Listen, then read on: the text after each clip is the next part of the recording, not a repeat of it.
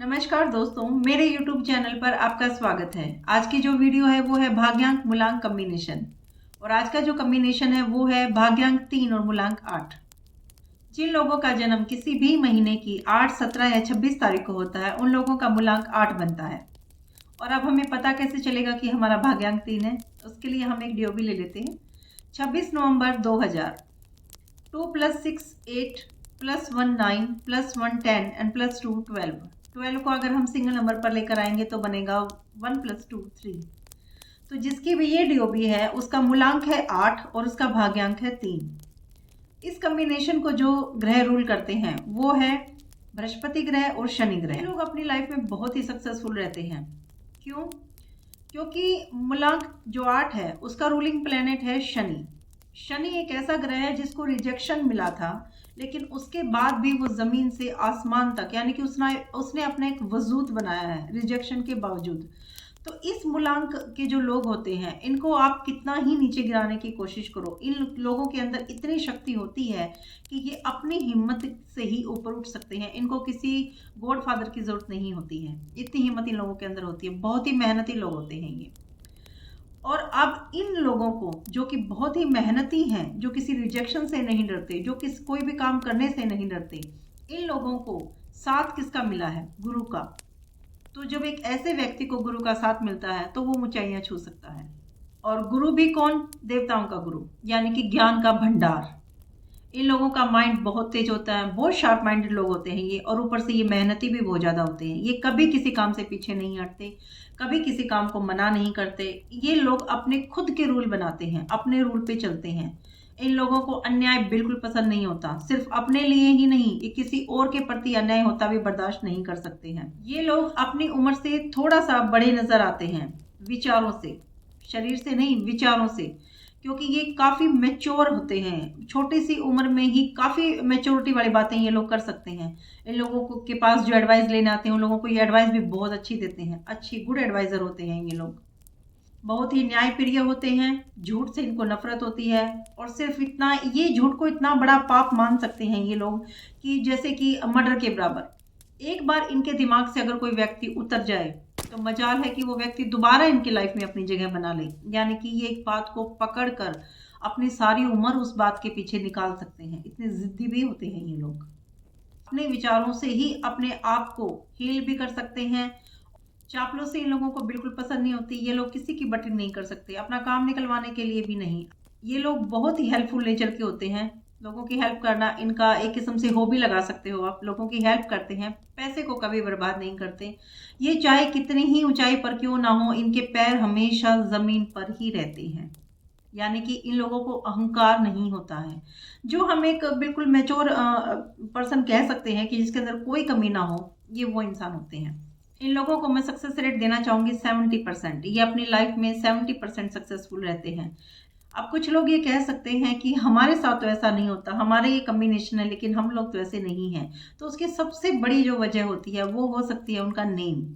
क्योंकि नेम जो होता है वो हमारा लाइफ में बहुत बड़ी भूमिका निभाता है।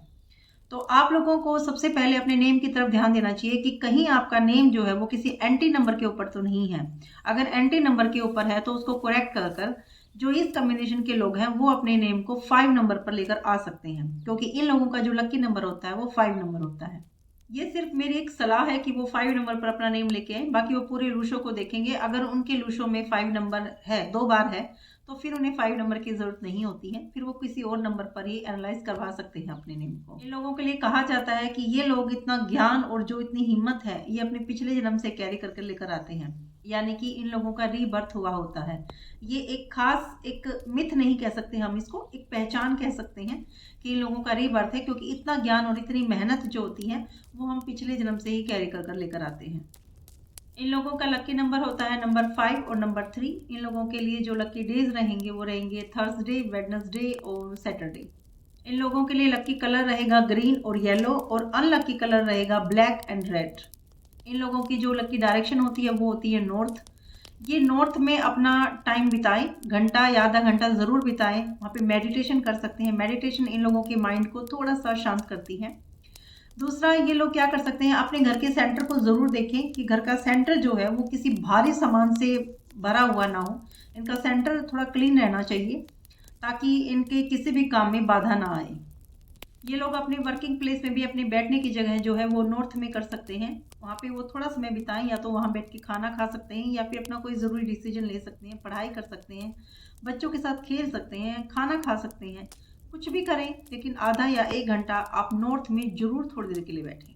अब बात करते हैं इन लोगों के प्रोफेशन की। तो ये लोग जो है ऑकल्ट साइंस में बहुत अच्छा करते हैं, न्यूमरोलॉजिस्ट हो सकते हैं, एस्ट्रोलॉजिस्ट हो सकते हैं, वास्तुशास्त्र कंसल्ट कर सकते हैं, ये लोग अच्छे टीचर हो सकते हैं, प्रोफेसर हो सकते हैं। ये लोग अगर व्यवसाय करना चाहते हैं तो ये पेट्रोल, लोहे या ट्रांसपोर्ट का कोई भी कार्य कर सकते हैं, भूमि से रिलेटेड कोई काम कर सकते हैं। ये लोग अच्छे लॉयर हो सकते हैं, जज हो सकते हैं, डॉक्टर हो सकते हैं। इन लोगों को जो है गवर्नमेंट जॉब में भी बहुत ज़्यादा देखा गया है, क्योंकि ये लाइफ को जो है थोड़ा सेफ जोन में रखते हैं, तो ये गवर्नमेंट जॉब में भी बहुत ज़्यादा होते हैं ये लोग।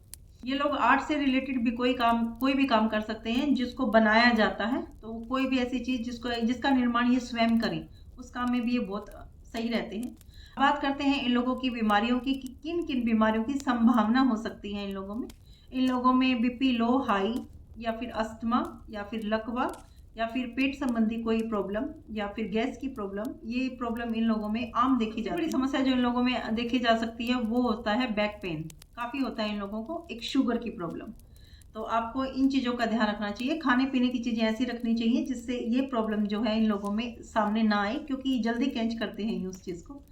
अब बात करते हैं इन लोगों के लिए रेमेडीज़ की। इन लोगों को क्या रेमेडीज़ अपनानी चाहिए? इन लोगों को सबसे ज़्यादा रेमेडी ग्रीन कलर की करनी चाहिए, यानी कि आप अपनी लाइफ में ग्रीन कलर को अपना फेवरेट कलर बना लीजिए।